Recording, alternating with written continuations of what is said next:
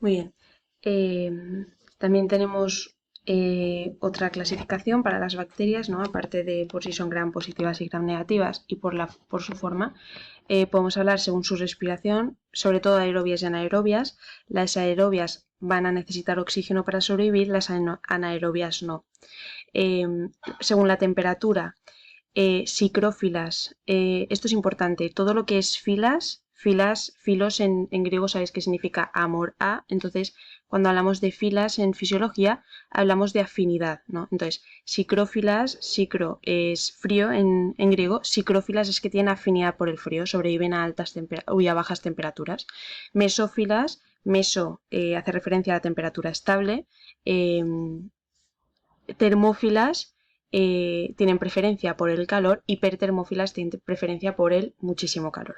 Bien, y según la transferencia genética, tenemos tres formas de reproducirse, por así decirlo, las bacterias, que es la transformación, la transducción y la conjugación. A ver. La conjugación supone que dos células se unen físicamente, ¿no? Rompen un poquito sus membranas para poder unir sus citoplasmas y entonces una célula dona parte de su genoma a la otra célula. Esta célula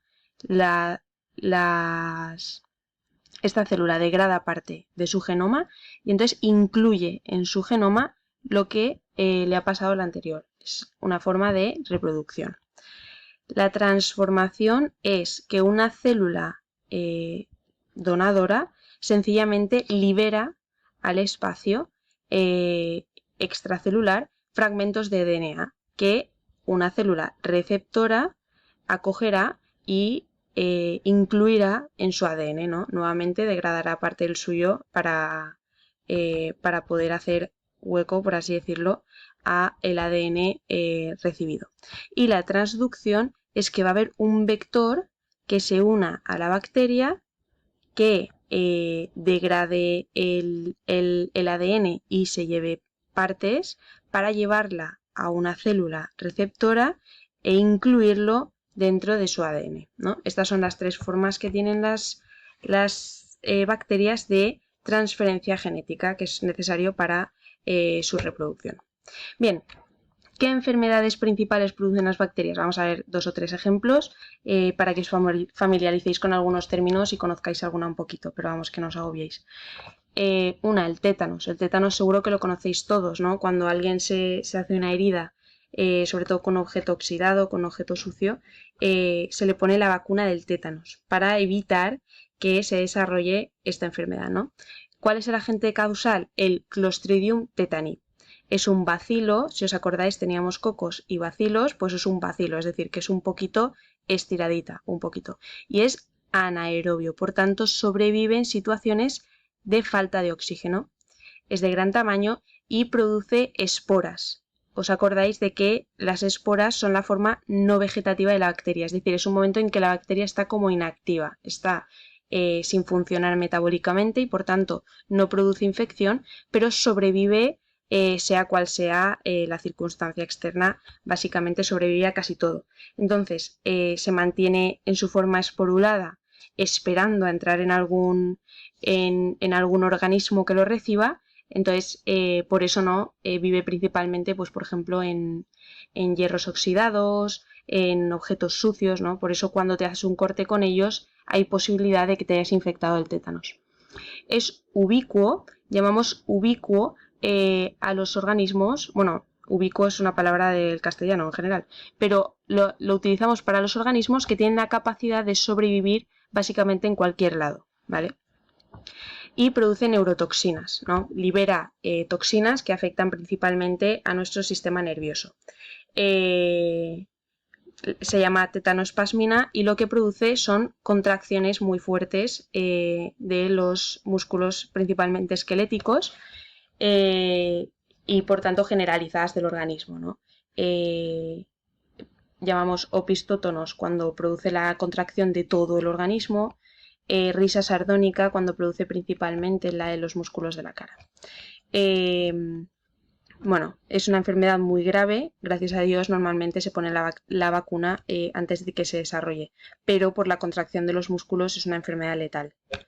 Bien, la tuberculosis. La tuberculosis la produce el bacilo de Koch. Nuevamente tenemos un bacilo, se contagia por gotículas, es decir, al hablar, al toser, al estornudar, las pequeñas gotículas que todo el mundo suelta al hablar, que es respirada por la persona que se contagia y afecta principalmente a los pulmones, aunque en realidad la tuberculosis se puede ver en cualquier parte porque se disemina o por vía hematógena, es decir, por la sangre o por vía linfática, y entonces puede afectar a otros órganos, pero bueno, principalmente en los pulmones. Y estas son las lesiones que producen el granuloma. Esto de aquí lo vemos así al microscopio y se llama granuloma. Y hablaremos de ello. Bien, la zoonosis, hablamos de zoonosis sencillamente cuando es una patología, o sea, una infección causada por ingerir animales, ¿no? Por ingerir carne. Súper comunes la salmonela, que se transmite por el huevo que no se ha lavado, vive en la cáscara del huevo porque lo tienen las gallinas en su orificio de salida. Produce muchas diarreas y vómitos. Esto ocurre muchas veces cuando se hace mayonesa casera con huevo sin haber lavado la cáscara. El E. coli y bueno, no vamos a entrar mucho más para no marearos. La sífilis seguro que os suena. Lo produce una espiroqueta, no hemos hablado de ella, no pasa nada, es una forma de bacteria que hace forma de espiral. Bueno, es de transmisión sexual y transplacentaria, es decir, la madre lo puede pasar al feto sencillamente a través de la placenta.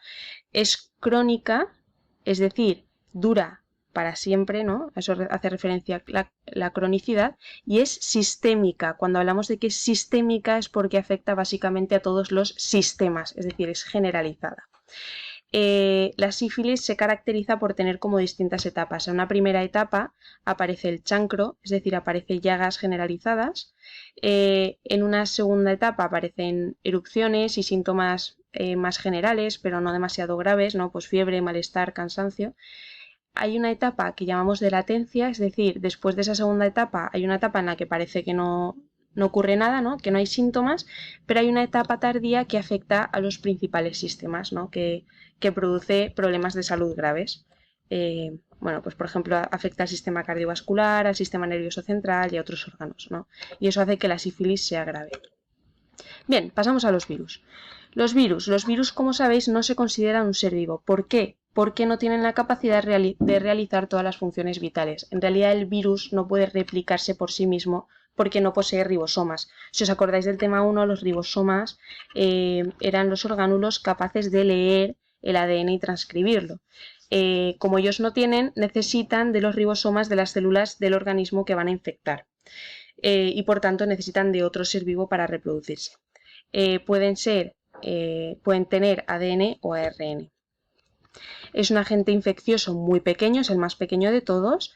Es tan pequeño que no se puede ver con un microscopio óptico normal, no se pueden ver.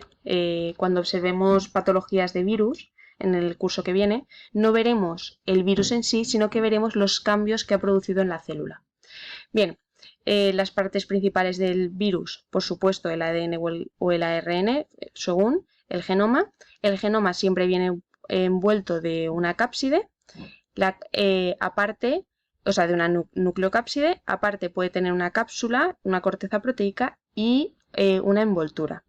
Bien, clasificaremos los virus en función de diferentes características, pero vamos a hablar, acordaos de esto, del tropismo. ¿A qué hace referencia tropismo? Tropismo hace referencia al lugar en el que viven e infectan los virus. Normalmente tienen un lugar específico, ¿no? Por ejemplo, el virus de la hepatitis vive en el hígado. El COVID vive principalmente en las vías respiratorias, ¿no? Bueno, pues esto es lo que hace referencia el tropismo. El VIH vive principalmente en el sistema sanguíneo. Vale. Aparte distinguimos si una infección, todas las infecciones, pero en concreto las víricas, si son agudas o crónicas. Cuando son agudas se replican muy rápidamente y destruyen la célula, entonces producen un cuadro clínico inmediato, pero también desaparece inmediatamente. Sabéis que así como para las bacterias se da antibiótico, para los virus no. Para los virus generalmente, si no son muy graves, lo que se hace es esperar a que se pase, ¿no? Por ejemplo, cuando se tiene la gripe, es un virus que en principio no es muy grave, sencillamente se da paracetamol, frenadol y similares para paliar un poquito los síntomas, pero el virus en sí no se pelea contra él porque el virus es una infección aguda y entonces sencillamente dará un cuadro clínico inmediato y desaparecerá. Pero hay virus que tienen tendencia a cronificar o que tienen mayor posibilidad de cronificar. Esto significa que el virus se ha integrado en el genoma de la célula y entonces se queda a vivir en nuestro organismo. Enfermedades víricas. Vamos a ver también unas poquitas. El VIH, súper famosa, es un virus ARN de la familia de los retrovirus. ¿Qué significa que es de la familia del retrovirus? Que cuando infecta una célula, se hace una copia de su propio ADN y la inserta en el ADN de la célula huésped y por tanto tenemos una infección crónica. ¿Vale? Hace una copia de su ADN y la introduce en el ADN de la célula y a partir de ahí se reproduce. A eso lo llamamos, reproduce su ARN, porque en realidad es ARN. A eso lo llamamos retrovirus. Bien, el VIH, como sabéis, puede estar inactivo o latente durante muchísimo tiempo. A eso es a lo que llamamos tener VIH. Cuando decimos que se tiene SIDA, es porque se ha activado la enfermedad. El SIDA afecta a los linfocitos y a las células mieloides. Las células mieloides las veremos el tema que viene, pero son los eritrocitos, las plaquetas y algunos glóbulos blancos. Si afecta a las células sanguíneas, ¿qué nos va a producir? Pues nos va a producir una alteración del sistema inmune, una alteración de la coagulación y anemia. Por eso afecta de forma muy generalizada, porque las células sanguíneas están presentes en básicamente todos los procesos de nuestro organismo. Entonces, ¿qué puede producir? Pues principalmente nos vamos a quedar con esto, infecciones oportunistas, es decir, una vulnerabilidad a infecciones de todo tipo mucho mayor que las personas sanas, ¿no? Pues muchísima tendencia a la candidiasis, a las neumonías, a la tuberculosis, a la diarrea, etcétera, ¿no? ¿Por qué? Porque están infectados los glóbulos blancos que deberían estar defendiendo el organismo.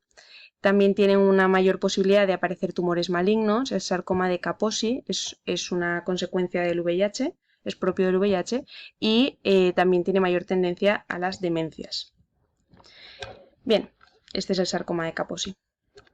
Como veis es cutáneo.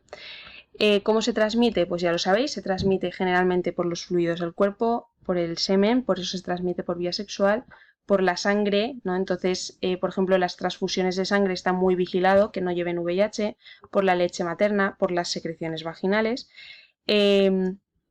por tanto, por las relaciones sexuales, por compartir agujas. Sabéis que durante el boom de la heroína mucha gente cogió VIH por compartir las agujas, por heridas, por transmisión de madre a hijo. Y sí que hay que tener en cuenta que no se transmite por saliva y no se transmite por contacto, o sea, no hay riesgo en tocar a una persona con VIH.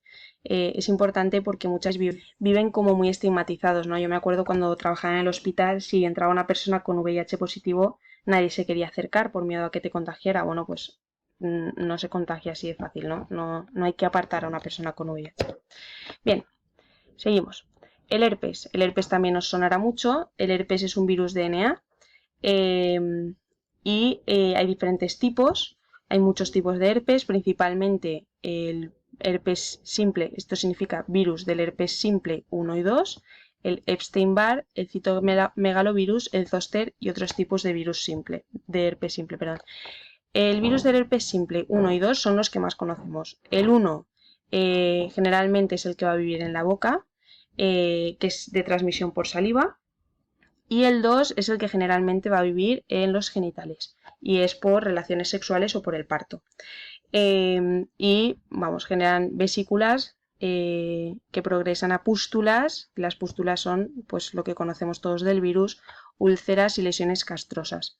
Bien, el virus del zóster es al que llamamos la varicela, ¿no?